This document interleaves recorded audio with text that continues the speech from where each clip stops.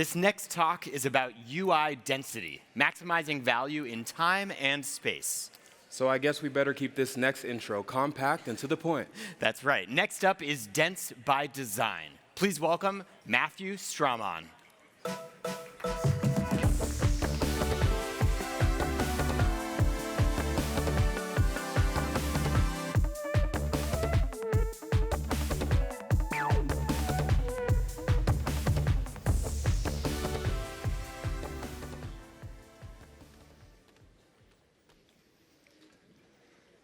If you know anything about me, you know that I write a lot. Some of this writing comes from a place of curiosity because I find an idea that I really like and I just have to share it with the world. But honestly, most of it comes from a place of frustration. Somebody says something and it bugs me so much that I can't help myself. I just have to go and try to prove them wrong. This sounds a little bit petty, but I promise it comes from a good place. What I like to do is try to construct the best possible version of that other person's argument, and then I wrestle with it. Sometimes I win the wrestling match. I'm right, they're wrong. I get to write what I found out with a smug sense of superiority. But sometimes I'm wrong. I lose the wrestling match, and I have to change my mind. Today, I want to tell you guys a story about a time I tried to prove somebody wrong. That's Patrick Collison, the CEO and co-founder of Stripe. You might have heard of him before. I really hope he's not here right now. I worked at Stripe a few years ago, and I can say this with all honesty. Patrick is one of the smartest people I've ever worked with. So as you can imagine, trying to prove him wrong is an extremely inadvisable thing to do. But I did it anyway. A couple of years ago, me and my team were presenting a vision for an updated visual design language for the Stripe dashboard. We really wanted to double down on all the things that made Stripe design great: attention to detail, great information hierarchy, and the ample white space that Stripe is known for. During the presentation, Patrick silently started sharing his screen. He opened up a blank Google Doc, and he pasted in a picture of this. If you don't recognize it, this is the Bloomberg Terminal. It's one of the most valuable pieces of software in the world, and it's also the ugliest. So it was a little confusing, but after we presented, we were getting feedback. And Patrick asked a simple question. He asked, "Why can't we make it look more like this?" Now, I immediately thought of a lot of reasons why we couldn't make it look like that. I thought of a lot of reasons why I didn't want to make it look like that. But Patrick's the boss, so after the presentation, me and my team were getting back together and trying to decipher this feedback, trying to figure out what was he talking about. And eventually, we circled around this idea of density. Well, the Bloomberg Terminal is very dense, so maybe Patrick wants us to make it look more dense. Like I said before, I like to take the best possible version of somebody's argument before I decide that they're wrong. So we started from the perspective of, okay, let's make the Stripe dashboard more dense. What would that even look like? And it turns out that is a very hard question to answer, because that word density has a lot of different meanings.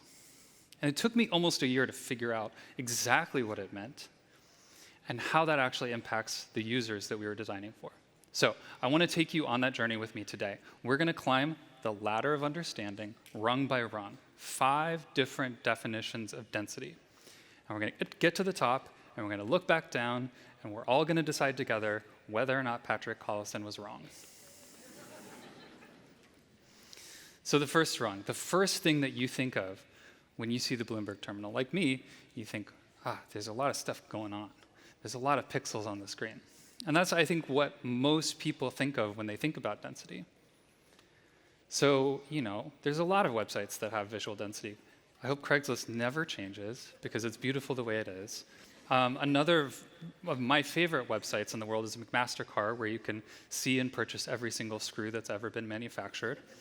These are beautiful examples of density, but there's also some really horrendous examples of density. This is a real website, by the way. You can go there right now. I wouldn't advise it, but it's pretty amazing.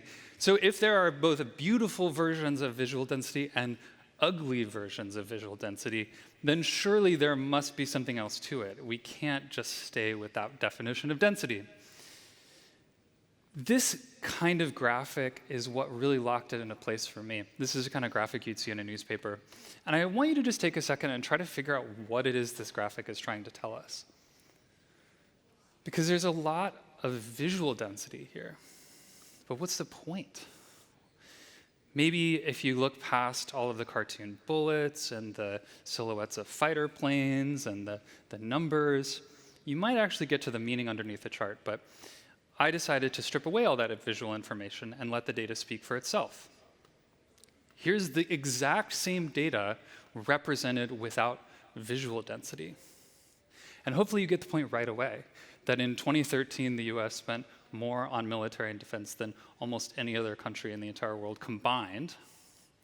Well, that's very apparent when we take away all the visual density. We took pixels off the page, but we communicated more, not less.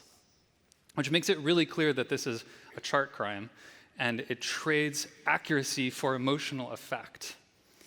And that's what visual density can do sometimes. Which brings me to the next definition of density, information density, which is about how much of those pixels are actually communicating. Edward Tufte has been writing about this for 40 years now. He describes it as the data to ink ratio, which means you take the amount of data that's on the page and you compare it to the amount of ink that's on the page.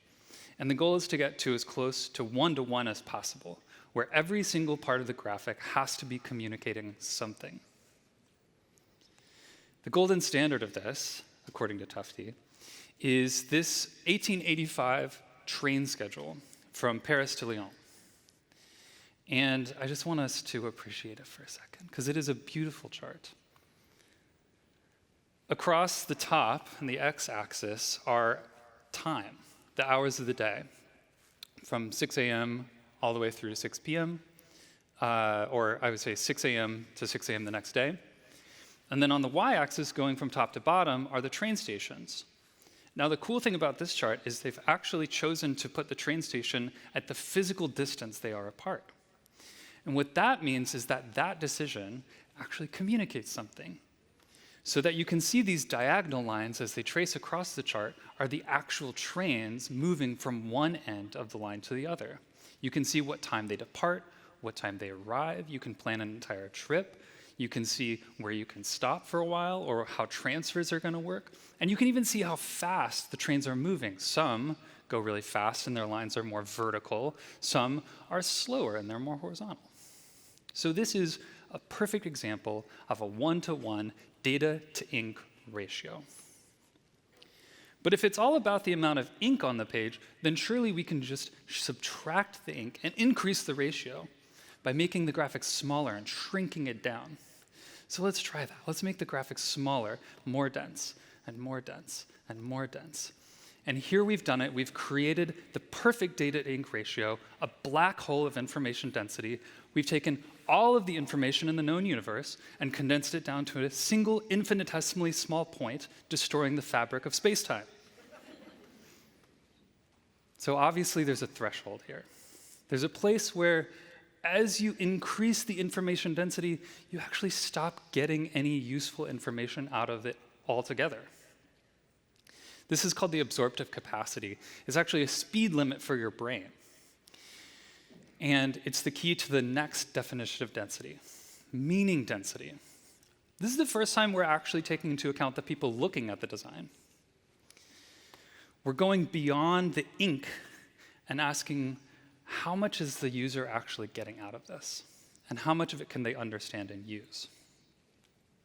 I have an example of this. I want you to tell me very quickly what is a ratio of red dots to gray dots on this screen?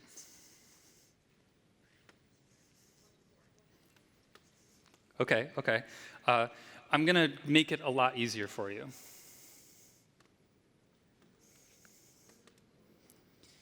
So I didn't add information to the screen. I didn't label it.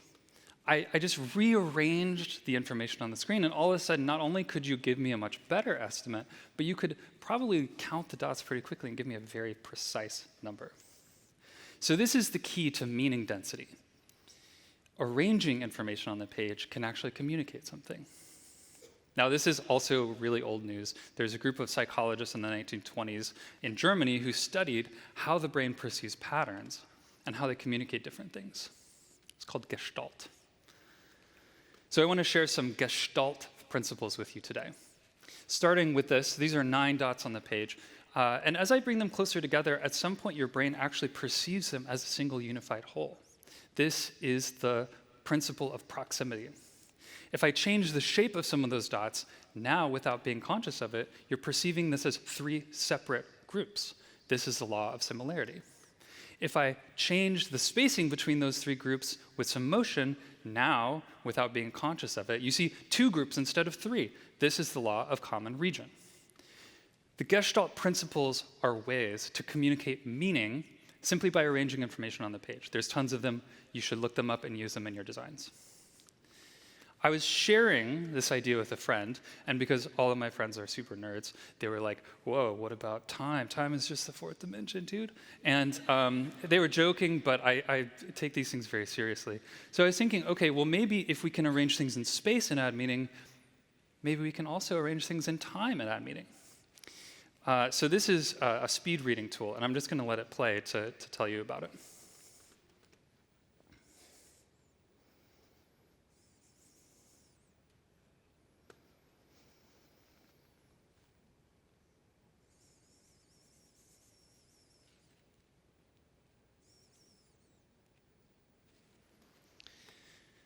So time turns out to be the key to the next rung on the ladder, the next definition of density. Time density is all about how much time it takes for a user to get something out of a screen. And once you start thinking about time as a material, we can actually design for it and around it. Some researchers in the 90s were studying the brain and how the brain perceives time, and they actually identified a few thresholds that we can design around and for to change the way people perceive our designs. So the first threshold is at 100 milliseconds. And anything less than 100 milliseconds, your brain perceives as a single instant in time. That's because when you blink, your brain kind of turns off your recording apparatus. And you might not have known that, but now you're certainly aware of the fact that you're blinking. You're welcome. So if you have anything in your interface that takes less than 100 milliseconds, don't have an animation, don't have a transition. Just do it instantly, and your users will perceive it as happening much, much faster than it actually is. Between 100 milliseconds and 10 seconds, we actually want to show some of those transitions and animations because we're still working with the hardware and software of hunter-gatherers looking for motion out in the jungles for signs of prey or predators. So this is where adding a little bit of animation to a dialogue opening or a transition state can help. And if you're starting to get more towards that 10-second line, you need to show a spinner or some kind of indeterminate loader just so that your user understands that something is happening behind the screen.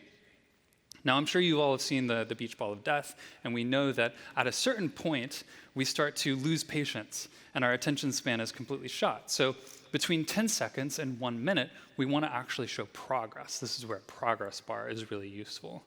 And that helps people connect the dots and have a little bit of that patience that we all desperately need sometimes.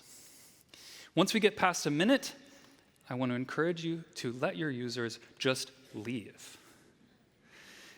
I don't care about your engagement metrics. I really think it's important because we don't want people just staring at the screen for minutes on time. They could be doom scrolling Twitter instead. So say, hey, I got this. I'll notify you when it's time to come back. That will help your users and the people who are looking at what you design feel like it's more dense because they were able to do something more meaningful. So speaking of doing something meaningful, I want you to find Waldo, or for my UK friends, Wally. And while you're doing that, I'm gonna tell you that this is a very visually dense piece of design. It's very informationally dense. It's very meaningfully dense. But it is certainly not very dense in time, because if you're like me, you probably haven't even found Waldo yet. You're wondering if he's even there at all. So this is a case where we can actually change the amount of time something takes by changing the design of it. We can subtract visual density, we can subtract meaning density, we can subtract information, and we can make it more dense in time. So I've prepared a second Where's Waldo for you. Are you all ready? Got it? Now, that felt much better because it took less time. It was more dense. That is the fifth and final rung of the ladder. Before I get there, I want to show you an example of two different approaches and how density mattered. Now, when Google launched, it wasn't clear that they were going to succeed or take over the internet. At the time, Yahoo was the undisputed king of finding things. They had taken all of the links on the internet, all 5 of them, and they had put them into a catalog, meticulously curated by editors, to make it so that if I was looking for golf tips, I would look at the golf page, and then I would look at the tips page, and I would see the link, and I would go find what I was looking for. It was very visually dense. It packed a lot of information into the same space. What Google realized is that you only need to look at one link if it's the right link. So they took away all that visual density, they took away a lot of the information density, but they found a really great algorithm for giving you the only link that you needed to look at and give it to you very, very quickly, especially if you were feeling lucky. So this is what I got to at the end of my journey here. It's called value density. It's how much value someone gets out of the things that you've built for them. And if you remember one thing from this talk, and only one thing, I don't want it to be Where's Waldo, I want it to be that value density equals the amount of value that your users are getting from what you've designed divided by the amount of time and space that you ask them to spend on it. Value per second, per pixel, that is what we're really after. To really drive this home, I want to show you one more graphic. Now, if you're like me, you're looking at this and you're seeing some squiggles. You're trying to figure out what it is. Maybe it's a seismograph. Maybe it's some audio signals. Are there any doctors here? If there are, I'm sorry, because you probably just started sweating. Because this is a picture of somebody who's having a heart attack. This is an ECG, and it's 12 instruments pointed at the heart, showing exactly what's happening and which part of the heart is failing. And to a doctor, this graphic, certainly not very dense in a pixel way, is the difference between saving somebody's life or not. Density isn't fixed. It depends on who's looking at it. So going back to the Stripe dashboard, why can't the Stripe dashboard look like the Bloomberg Terminal? Well, that's because the Bloomberg Terminal is for stockbrokers. For them, it's the best tool at the best time, giving them the exact information that they need extremely quickly. But Stripe isn't for stockbrokers. Stripe is for startups trying to make their first $1 million. It's for store owners managing chargebacks and fighting fraud. It's for multinational platforms sending cross-border payouts. Density looks different for Stripe. So now what? I would love to tell you that I took all of this information and went back and made the perfect version of the Stripe dashboard, but if you've used Stripe recently, you know that's not true. People just kept on asking me to delete the white space. The work got compromised, because it always does.